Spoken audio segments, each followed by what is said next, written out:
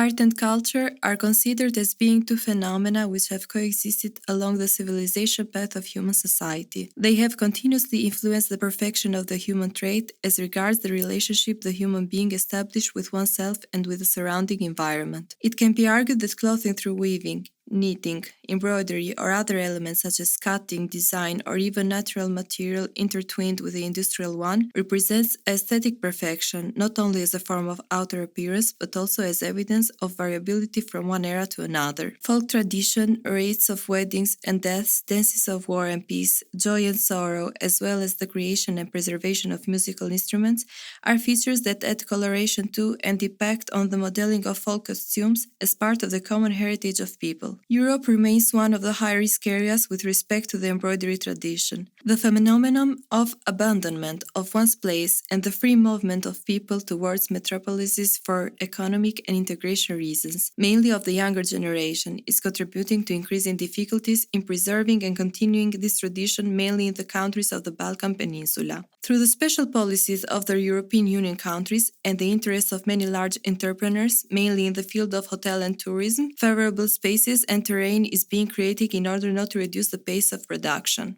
The supply of raw materials comes mainly from protected areas, suitable for the development of agriculture and livestock farming. In recent years, there has been a greater concentration of attention and interest for this industry, which still maintains the same mechanisms and techniques for product realization, thus preserving the physiognomy and the inalienable part of the European culture identity. Crafts are considered a precious asset that reveal the values, culture, and identity of a country. Although for some years, it seemed that if this tradition was fading, today the younger generations are trying to preserve the tradition through its various forms where the motifs of the past are intertwined with the present. Crafts also display the characteristics of the different geographical areas in which they are created. Handicraft, from the word formation itself, show that it has to do with artistic crafts.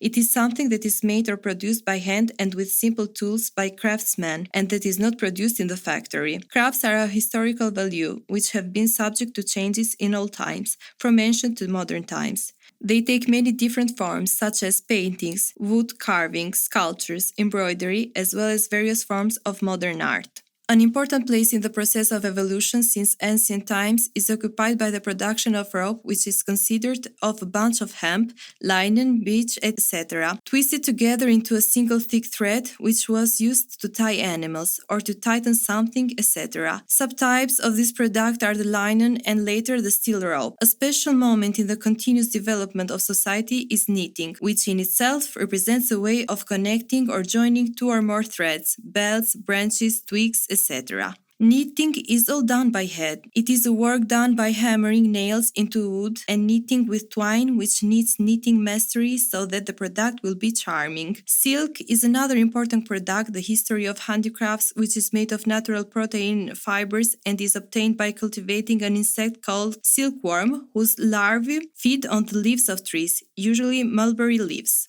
Silk originates from China, and for centuries it was the main commercial commodity of the Chinese dynasties and influenced the development of a trade route called the Silk Road, through which Chinese traders transported silk to Europe. Silk began to be produced about 6,000 years before the new era. Since silk was a very valuable material, the Chinese jealously guarded the secret of its production, and whoever would reveal the secret would be sentenced to death. Silk production in Europe began very late, in 552 AD, when two Nestorian priests stole silkworm eggs and hid them in bamboo sticks, and brought them to the Byzantine Emperor Justinian in Constantinople. Embroidery has been and remains an integral part of human emancipation and culture that represents evolution in all its dimensions, features, and peculiarities. Embroidery is seen as a direct indicator of the personality and authority of one social sphere over another. An important part of handicrafts, including embroidery, also developed thanks to the constant interest shown by the royal courts and aristocratic families of Europe, which over time contributed to a tremendous development. In recent countries, embroidery is considered as one of the most prominent and valuable industries, not only as a form of development in the collective and individual economy, but at the same time as a means of communication with the past. Embroidery remains one of the intermediate links of man's connection and coexistence with nature and all its resources. Despite the unstoppable momentum of modernization, embroidery remains connected and harmonized with natural values in all aspects of environmental biodiversity. In many different countries of the world, such as Albania, Romania, Turkey, or Morocco, Spain, Tibet, Mongolia, Chile, India, and many countries and continents around the globe, the relationship between natural values and the products of craftsmen has been preserved, especially with the production of fabrics, wool products, crochet weavings, where all the constituent elements are found. The history of weaving follows that of humanity step by step trying to meet its material needs. Man builds increasingly complex machinery until the moment of the Industrial Revolution, in which machinery conditions and define the life of a wide band of the European population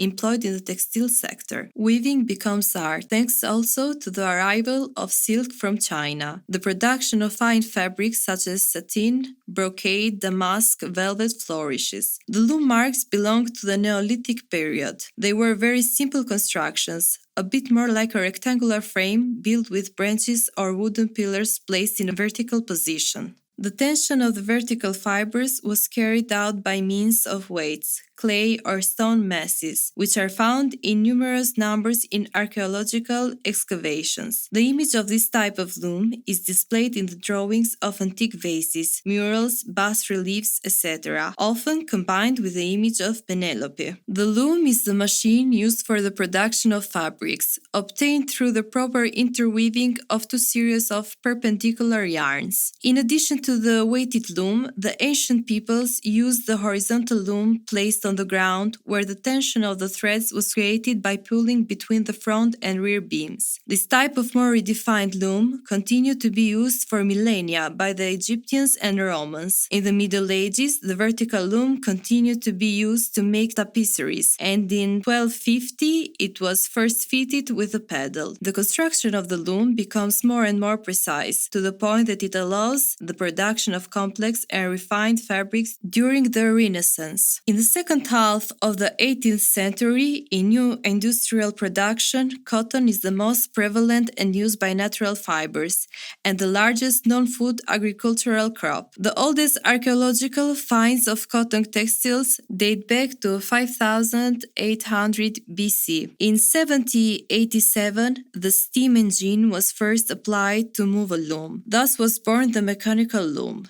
In 1790, Joseph-Marie Jacquard, French weaver and merchant, invented the Jacquard loom, where a perforated paper controls the movement of knitting, allowing the execution of very complex patterns with the work of a single weaver. Also, in 1790, the productivity of the wool industry was favored by the invention of bleaching. In the 19th century, textile production was mechanized and rationalized. The loom leaves the artisanal and domestic sphere to become one of the engines of the Industrial Revolution. In the 18th century, the activity of textile production saw a tremendous increase, favored by many factors. English society was more open than that of the continental countries, and class divisions less pronounced than in France or Germany. Consequently, the lower social classes tended to conform to their way of life, and therefore also to their relations with market, in the model of the upper classes. During the 18th century, in addition to the demand for woolen fabrics, the demand for lighter and cheaper cotton fabrics increased in England. The main English manufacturing activity in the 18th century was textiles, and in particular the production of woolen fabrics. This activity was carried out mainly by rural labor, to which English traders were the first to turn to Europe. Cotton, at the end of the 17th century, enjoyed a growing demand. Most of the cotton was imported from India to England and was an affordable fabric for its low price. As competition from cotton put wool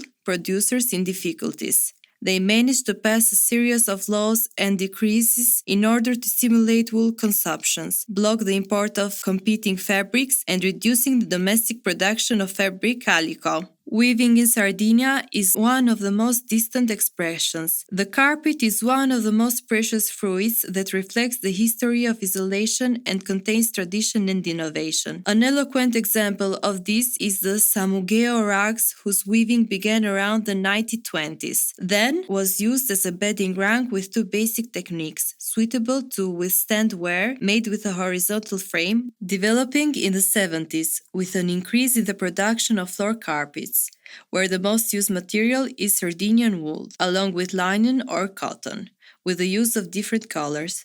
The decorative motifs come from the elaboration of the traditional heritage, as well as from the innovations of the last decades.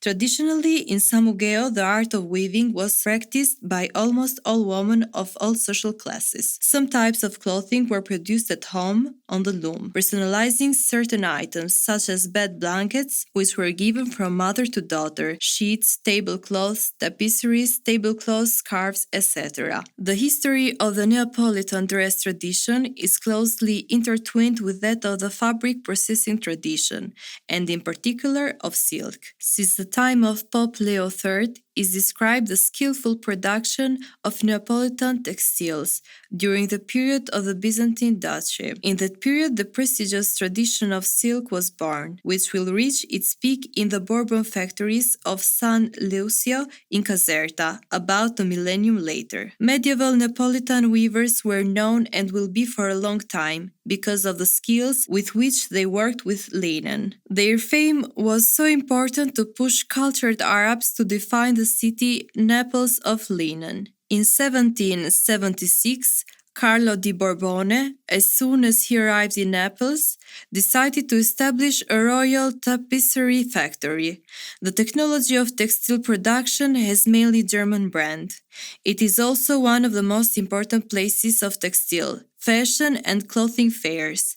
France is the place of fashion and innovation in the textile field, continuing the old tradition with the most important fair, premier division, and spectacular catwalks. We cannot live without mentioning the two-dimensional weave, which includes the production of tapestry. This product is basically a wool or silk carpet with dense and smooth fluff on top, decorating with drawings and colors, used as a bedding or to decorate the walls. Its spread today in many countries of the world is quite wide, although the technology of processing and production today is recognizing gigantic rhythms and steps. The production of tapestry is gaining new dimensions and production techniques, marking innovation in this field. Knitwear has also been and continues to be an important branch of industry that deals with the production of knitted pieces with wool yarn, cotton, etc., as well as the preparation of clothing with these pieces. In many European countries, there are a number of companies that work with knitted garments,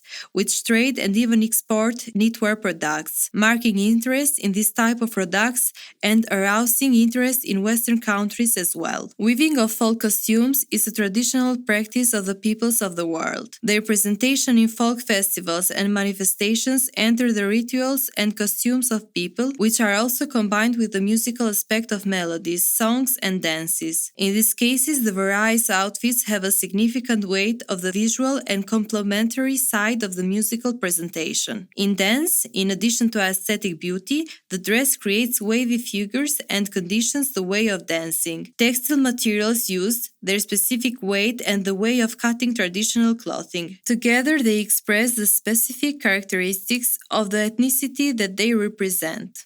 Albanian women are known for their handicraft skills, which have been inherited from generation to generation. Local costumes are traditionally embellished with complicated embroidery. Carpets and rugs, sweaters, socks and gloves made with local natural wool are also handcrafted. Famous all over the country are the laces of Girocastra, as well as crochet and embroidery. Men process wood and stone. The traditional folk costumes of the women were rich with embroidery decorated with precious metal threads.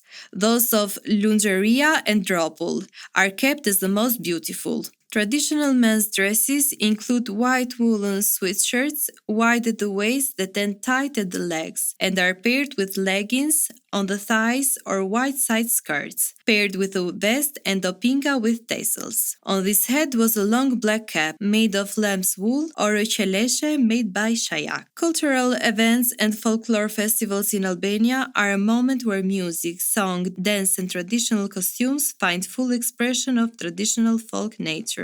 Colorful costumes with specific motifs, size, embroidered decorations, and shapes of various textile cuts give dance and music visual life. Since the wedding of brides with red duvak on horseback, Albanian weddings have changed a lot. But one thing has remained almost the same. Traditional dress is always present in Albanian weddings. If a few years ago it was taboo, the popular dress in the middle of the luxury of the wedding, now many couples even prefer to open the wedding with the traditional dress of the province. While for the November holidays, the traditional dress or with popular motifs has been legitimized. Traditional dresses seem to have become so fashionable that they have started to appear more and more.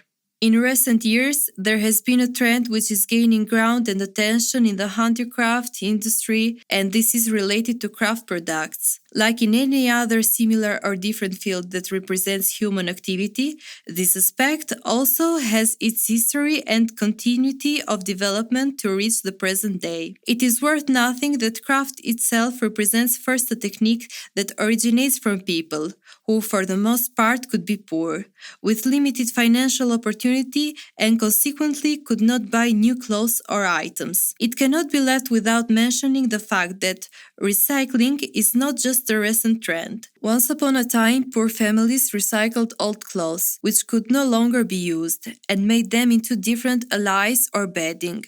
This is explained in several ways, but it is basically known that these families carried out these works because they could be isolated, especially in winter. The other reason is, as we mentioned above, that they could not afford to buy, so they were forced to recycle old clothes. They made allies, but also bedspreads, and today this technique is mostly used to produce various items. As it is known, or can be guessed, once upon a time, materials were less and therefore more consumed, and therefore even more difficult to provide. Therefore, the designs could only be more limited and slightly varied. The situation nowadays appears quite different. The differences are quite clear because once upon a time people were forced to use only what was at home, and today the concept of recycling continues in many sizes and ways of choosing. Also for the fact that today there are also used specially produced materials for this technique. Knitwear can be used for various functions, even for clothing, bags, or decorative pillows. In terms of materials, several types can be used, from silk, cotton, or wool yarn. Everything depends on and is conditioned by the function and object of each work. If it is to be hung on the wall, silk and cotton are suitable, but if you are going to lay it on the ground and people will step on it, it should definitely be made of wool because it is more durable and resistant to time and various agents of outdoor and indoor environments. Thus, the dailies work with this technique endure and last in time up to hundreds of years. Meanwhile, this type of industry is spreading widely, so this development trend is finding new ways, responding to the aspirations and demands, as well as the taste of the public to become part of their daily lives, not being seen more simply and only as a sign of the distant past.